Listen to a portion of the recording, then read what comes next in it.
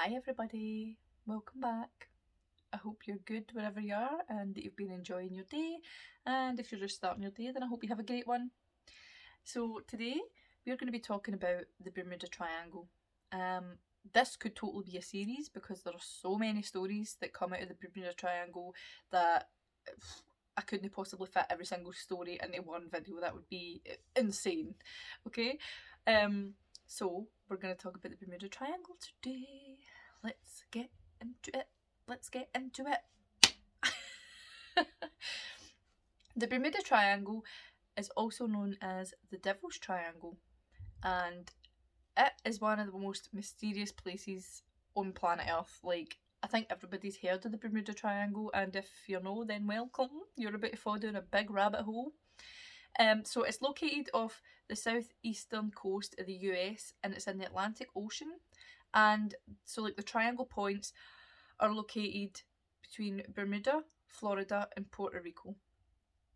It's become the location of a lot of crazy things, and it's been blamed for the disappearance of many ships and boats and planes and people even. And time gone by, like the past couple hundred years, it's been like, it was the Bermuda Triangle. Like, it's if anybody's even near it, and I mean, it is rightfully so blamed, but we'll get into it. I've just picked a few wee stories for today's video to dip your toes in the water, see if you like it. So, as I was saying, because sidetrack McGee, it's located between Florida, Bermuda, and Puerto Rico. It's a massive amount of ocean. So the Bermuda Triangle is actually 440,000 miles of sea, so it's very large, as you can imagine. And it's still actually commonly used for shipping routes. So, like, you know, taking cargo and stuff over the sea. Despite all the crazy stories, it's still very much in use. These, like, shipping paths. For centuries, there's been reports that ships and planes have mysteriously vanished in the area, and it's also been, like, accusations thrown about that the Bermuda Triangle is the cause for people to go missing. Creepy stories of the Bermuda Triangle began way back, like in the time when Christopher Columbus was around sailing on his voyage to the New World. He actually wrote that he seen a flame of fire in the area of the Bermuda Triangle, which when I read that, I was kind of like, what the heck is a flame of fire? Because isn't he, like, all fire has flames? So I was a bit like, what does that mean? I'm assuming that it's just like fire on the water. I mean, I don't know if that's very common. I don't specialise in the ocean, but I would say that's pretty weird. But then again, take whatever Mr. Columbus says with a grain of salt, because that's a whole can of worms that I could open in another video, because he's this great guy that everybody thinks he is. Anyway, so he said that on his voyage to the New World, that he saw a flame of fire.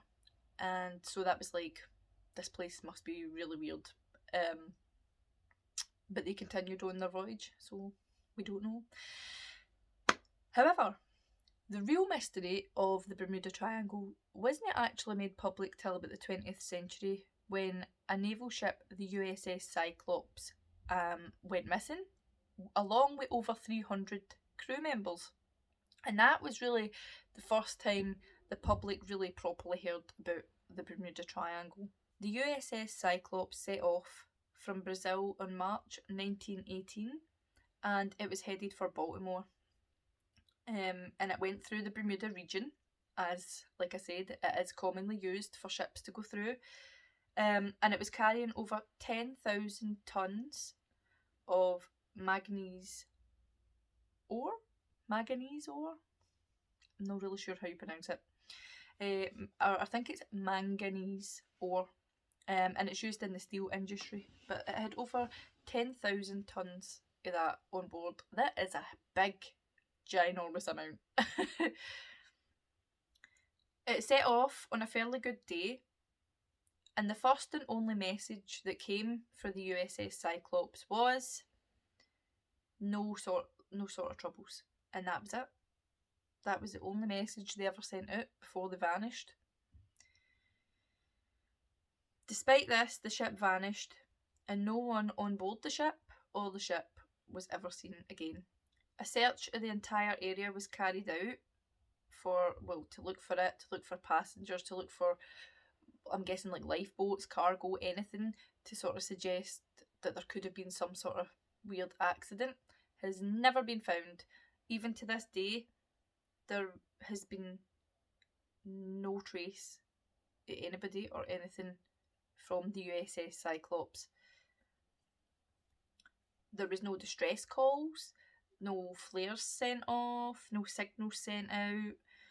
Nobody aboard the ship actually even responded to any radio calls that were made. So it's just, everybody just totally like vanished. Naval investigators actually failed to find a cause for the disappearance of the ship. And it's just one of over 100 ships or planes to have vanished under mysterious circumstances in the Bermuda Triangle. One of over 100. That's crazy! It freaks me out. I don't understand. Like, where are they going? Do you know? So, that was the first time the public ever really heard about it. And understandably, people were like, oh, okay, that's so weird. Like, but the next story that I have comes from the 1960s. And this was about a yacht called Witchcraft. Love the name. On December 22nd, 1967, a luxury yacht named Witchcraft left Miami with her captain, Dan Burke, and his friend, Father Patrick Horgan. So the reason that these two guys were going out there was it was like Christmas time and they just wanted a wee bit of a break. So they went out on this 23-foot yacht and they went out to enjoy looking back at the Christmas lights because it's really beautiful. And I mean, think of how beautiful that would be being out on the ocean and in the night time. You can look back and you can see all the beautiful Christmas lights. It would have been really nice. So yes. Just after they got about a mile off the shore, they phoned the Coast Guard. The Coast Guard picks up the phone, hello, and it was the captain, Dan, and he was like, look, my ship has hit, or my yacht has hit something. There's no like major damage, but could you come and get us back to shore? So we just wanted help to get back to the shore. That was it. No really bad damage to the ship. So the Coast Guard puts down the phone, right, heads off straight away. But when it gets to where the ship should have been, the ship and the two men should have been, there's nobody there. There's no even any sign that there was a boat there. And I mean, in 19 minutes, they just gone. That is so odd.